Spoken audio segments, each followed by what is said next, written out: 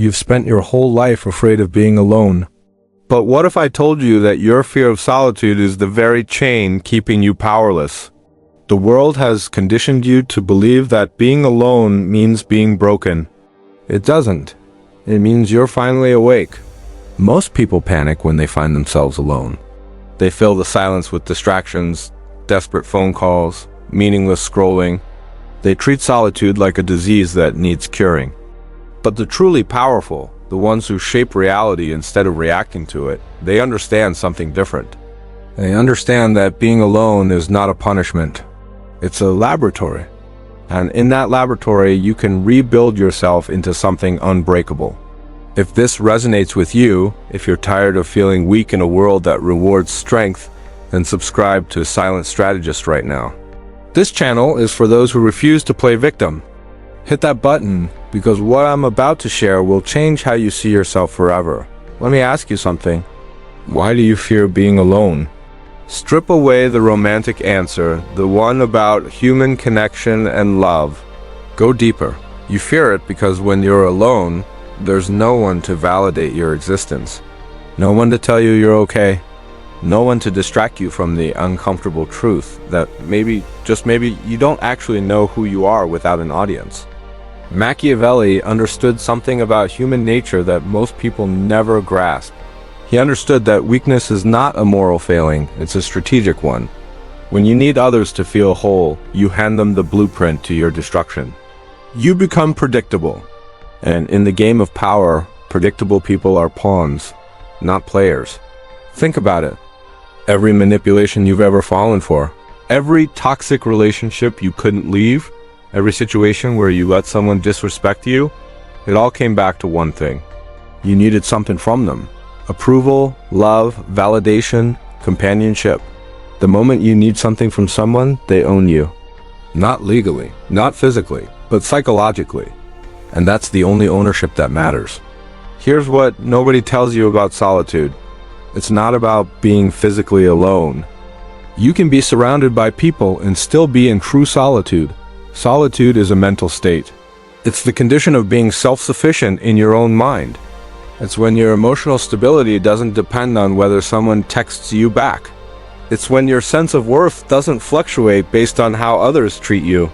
The powerful people in history, the ones who changed the world, they all had this in common. They could stand alone.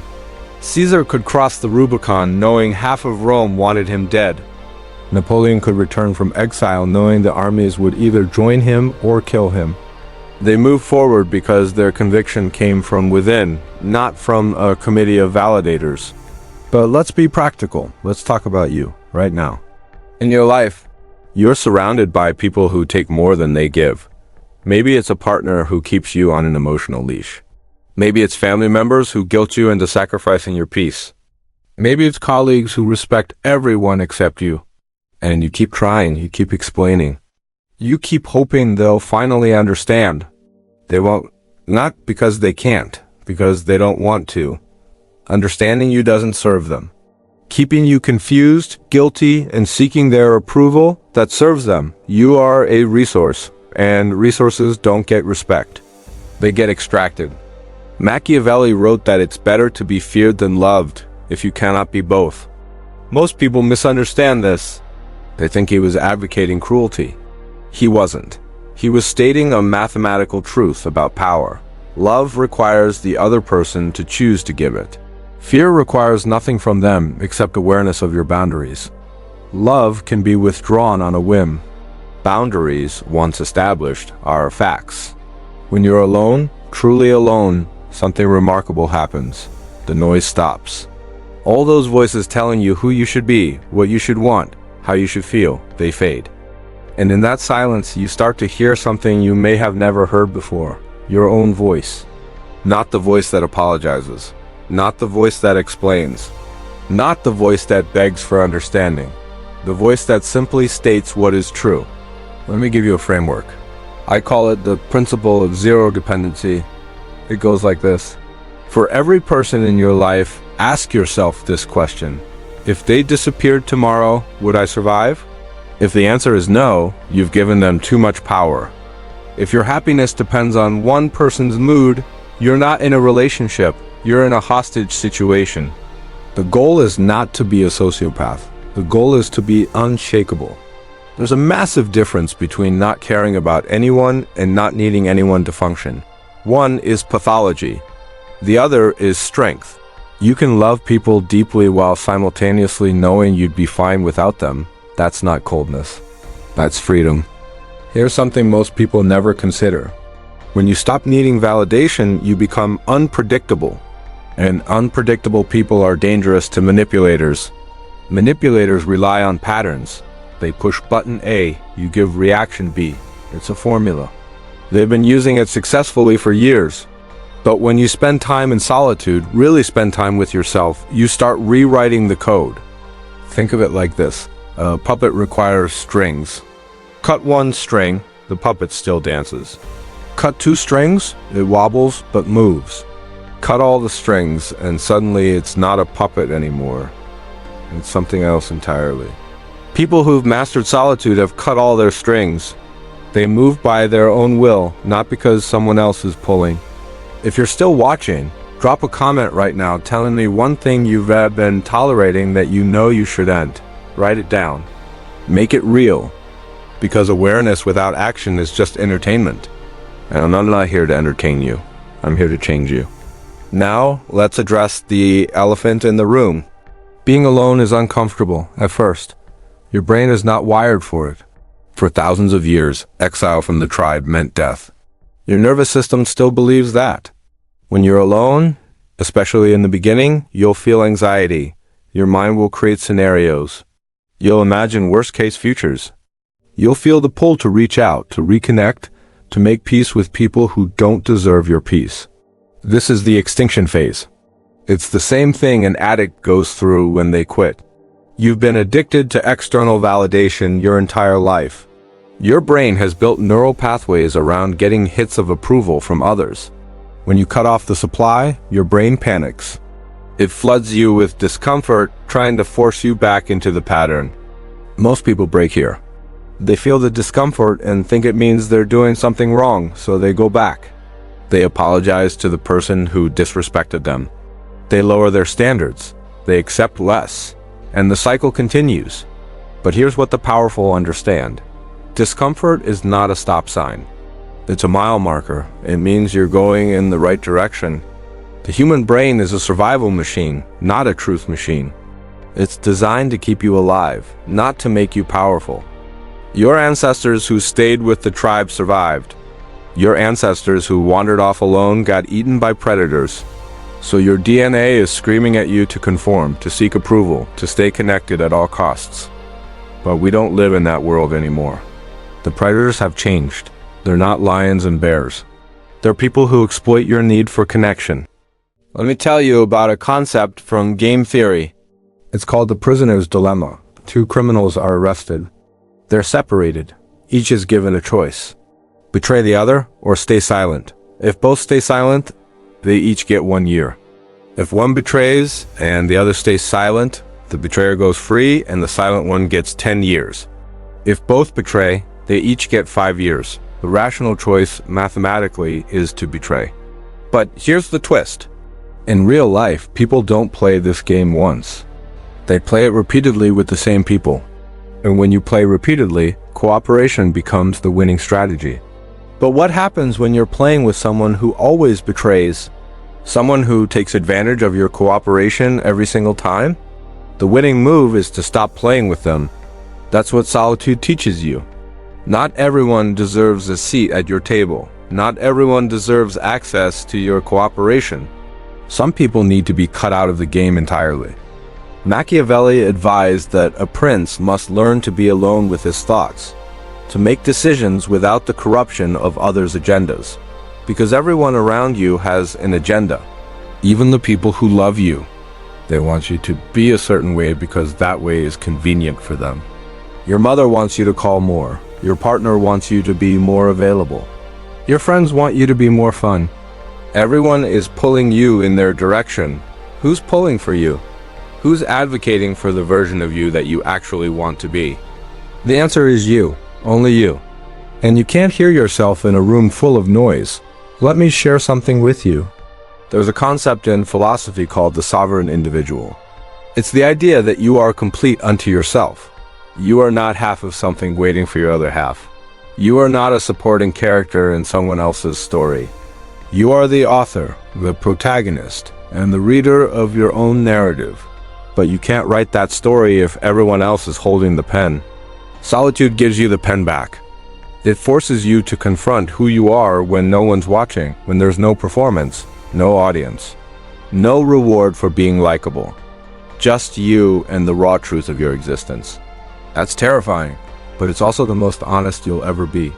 I want to tell you about a man who understood this better than almost anyone. His name was Miyamoto Musashi. He was a Japanese swordsman in the 1600s. He fought over 60 duels and never lost. Not once. But here's what's interesting. After he became the greatest swordsman in Japan, he didn't stay in the cities where he was famous. He didn't bask in the glory. He went into the mountains, alone.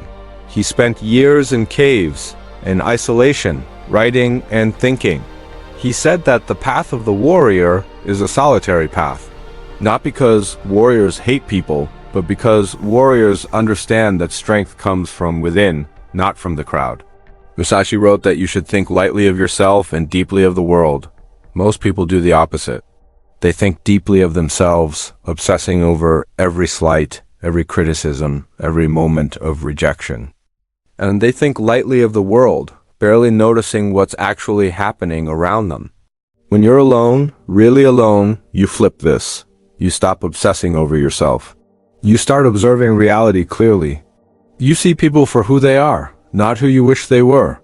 Hit that like button if you're understanding this, because I'm about to go deeper, and most people won't make it past this point.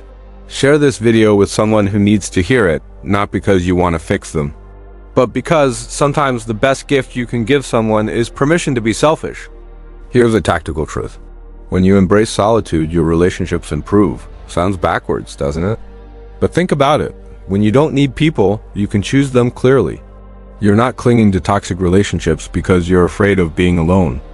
You're not tolerating disrespect because you think it's better than nothing. You're making conscious choices from a place of strength, not desperation. People can smell desperation. It's pheromonal. When you need them, they feel it. And some people, the predatory ones, they target it. They look for the person in the room who needs validation the most. That person is easy to control, easy to manipulate, easy to use. I'm going to give you a mental exercise. Imagine you're at a party. Everyone's talking, laughing, connecting.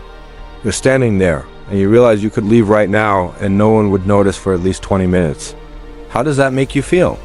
If it makes you feel worthless, invisible, unwanted, you're still dependent. You're still measuring your value by external metrics. But if it makes you feel free, powerful, unburdened, you're getting closer to true solitude. The most dangerous lie society tells you is that you only valuable when you useful to others, when you're providing something. Companionship, labor, entertainment, validation. But what about when you're not providing anything? What about when you're just existing? Are you still valuable then? Most people would say no. They tie their worth to their output, their relationships, their role in other people's lives. That's a trap. Because the moment those things disappear, so does their sense of self. Solitude teaches you that your value is inherent. It exists whether anyone sees it or not. A diamond in a cave is still a diamond, even if no one's there to admire it. You are still you even when no one's watching, validating, or applauding. That realization is the foundation of true power. But when you've spent time alone, real time building your internal world, you walk into rooms differently. Your energy shifts. You're not scanning for approval. You're not performing for acceptance. You're just existing. And that level of self-possession is magnetic. Ironically, the less you need people, the more they want to be around you. Machiavelli wrote about fortuna and virtù. Fortuna is luck, circumstance, the things you cannot control. Virtue is your inner strength, your ability to respond, the things you can control. Most people spend their lives complaining about fortuna. They blame circumstances. They blame other people. They stay victims. The powerful cultivate virtue. They focus on the only thing they can actually change, themselves. Solitude is where virtue is built, not in the chaos of social interaction. Not in the noise of constant connection, in the quiet, in the uncomfortable silence where you have to face your weaknesses without distraction. That's the forge. That's where strong people are made. Let me give you a practice. Starting today, spend 30 minutes in complete solitude. No phone, no music, no podcast, no distraction. Just you and your thoughts. Sit with yourself like you would sit with a stranger you're trying to get to know. What comes up? What fears surface? What thoughts loop? In the beginning, it will be chaos. Your mind will race. You'll feel anxious. You'll want to grab your phone. Don't. Sit through it. This is the detox. You're withdrawing from the addiction of distraction. After a few days, maybe a week, something shifts. The noise quiets. And beneath the noise, you find something solid. Something that doesn't need external input to exist. That solid thing is you, the real you. Not the you that adapts to every room. Not the you that explains and apologizes and seeks approval. The you that just is. That's the person you've been searching for in every relationship, every interaction. You've been looking for yourself in other people. But you were always right here. You just couldn't hear yourself over the noise. There is a story about a Zen master who was asked by his student how to find inner peace. The master took the student to a well and told him to look into the water. The student looked and saw nothing but ripples and distortion. The master said, "Wait." They sat in silence. Eventually, the water became still. And in the stillness, the student could see his own reflection perfectly. The master said, "The mind is like water. When it's agitated with thoughts and emotions and external noise, you cannot see clearly. But in stillness, in solitude, you see everything." Now, some of you are thinking this sounds cold. This sounds like I'm telling you to cut everyone off and become a hermit. I'm not. I'm telling you to establish a base, a fortress within yourself that no one can breach. From that fortress, you can still have relationships. You can still love people, but you do it from a position of strength, not need. Have you ever felt the pressure to always be surrounded by people? In a world that glorifies constant connection, being alone is often seen as a bad thing, something to be avoided at all costs. We're told that being social is the key to happiness, and that solitude is just another word for loneliness. But what if I told you that this is one of the biggest misconceptions of our time? What if the key to a richer, more meaningful life isn't found in the crowd, but in the quiet moments we spend with ourselves? Today, we're going to explore the profound and often misunderstood power of solitude. We'll debunk the myths, uncover the science, and discover how intentionally embracing moments of being alone can transform your creativity, deepen your self-awareness, and dramatically improve your relationships with others. This isn't about becoming a hermit or cutting yourself off from the world. It's about finding a healthy balance and reclaiming a part of yourself that gets lost in the noise of everyday life. So first things first, let's clear up the biggest confusion. Solitude is not the same as loneliness. Loneliness is a painful, involuntary state of feeling isolated and disconnected from others. It's a negative feeling we want to resolve. Solitude, on the other hand, is a choice. It's the positive, voluntary act of spending time with yourself. It's a state of being alone without feeling lonely. Think of it as a date with your own mind, a chance to recharge and reconnect with who you truly are, away from the expectations and influences of others. It's an act of self-care, not a sign of social failure. Why is this distinction so important? Because when we fear being alone, we fill our lives with distractions. We scroll endlessly, we say yes to social events we don't want to attend, and we keep the TV on just for background noise. We do anything to avoid the silence. But it's in that silence that the magic happens. Many of the greatest minds in history, from Albert Einstein to Maya Angelou, have praised the virtues of solitude. They understood that it's a breeding ground for creativity and deep thought. When you're alone, your brain works differently. Without the constant input and stimulation from others, your mind is free to wander, to make new connections, and to access what's known as the default mode network. This is the part of your brain that as active when you read daydreaming or letting your thoughts drift. It's crucial for creativity, problem solving, and planning for the future. It's when you get those sudden, aha moments, those brilliant ideas that seem to come from nowhere. You can't access this state when you're constantly reacting to emails, conversations, and notifications. Solitude gives your mind the space it needs to innovate. But the benefits go far beyond just creativity. Solitude is a powerful tool for self-discovery. How can you truly know what you want, what you believe in, or what your values are if you're always surrounded by the opinions of others? When you're alone, you can finally hear your own inner voice. You can process your emotions without judgment, reflect on your experiences, and figure out what truly matters to you. It's in these quiet moments that you can untangle your feelings, understand your own reactions, and develop a stronger sense of self. This kind of self-awareness is the foundation of emotional intelligence and personal growth. It allows you to navigate life with more intention and authenticity. And here's the paradox. Spending time alone can actually improve your relationships with other people. It sounds counterintuitive, right? But think about it. When you take the time to recharge by yourself, you show up as a better version of yourself for others. You're less irritable, more present, and more genuinely engaged because you've met your own needs first. You're not depending on others to fill a void or to distract you from yourself. Furthermore, solitude builds empathy.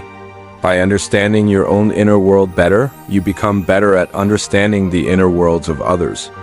You develop a deeper appreciation for your connections because they become a choice, not a necessity born out of a fear of being alone.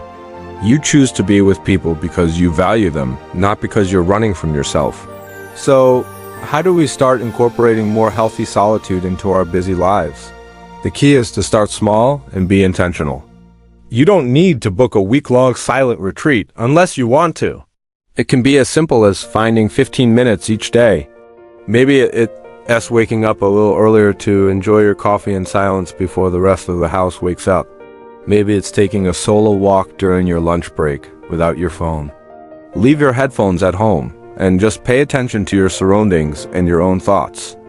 Try scheduling solitude appointments in your calendar, just as you would a meeting or a doctor's visit. Treat this time as sacred and non-negotiable. You can use this time to journal, meditate, listen to an album from start to finish, or simply sit and do nothing at all. The goal isn't to be productive in the traditional sense, it's to just be. At first, it might feel uncomfortable. Your mind might race and you might feel a strong urge to grab your phone. That's normal. Acknowledge the feeling and gently guide your attention back to the present moment. The more you practice, the easier and more rewarding it will become. Another great way to embrace solitude is to take yourself on a solo date. Go to a museum, see a movie, or eat at a restaurant by yourself. It might feel awkward initially, but it's an incredibly empowering experience. You get to do exactly what you want on your own schedule without compromising.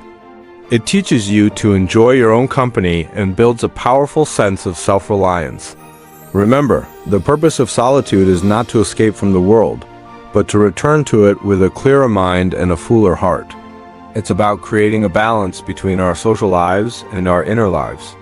In a society that constantly pulls us outward, learning to turn inward is one of the most valuable skills we can cultivate. It's a quiet rebellion against the noise, a powerful act of self-preservation that leads to a more creative, authentic, and connected life. So, I challenge you this week to find a small pocket of time just for you. Carve out a moment to disconnect from the world and reconnect with yourself. See how it feels. You might just discover that your own company is the best company you could ask for. Thank you so much for joining me today on this journey into the power of solitude. I hope it's inspired you to find a little more quiet in your life. If you found this video helpful, please give it a thumbs up and consider subscribing for more content on personal growth and mindful living. I'd love to hear about your own experiences with solitude in the comments below. Until next time, take care.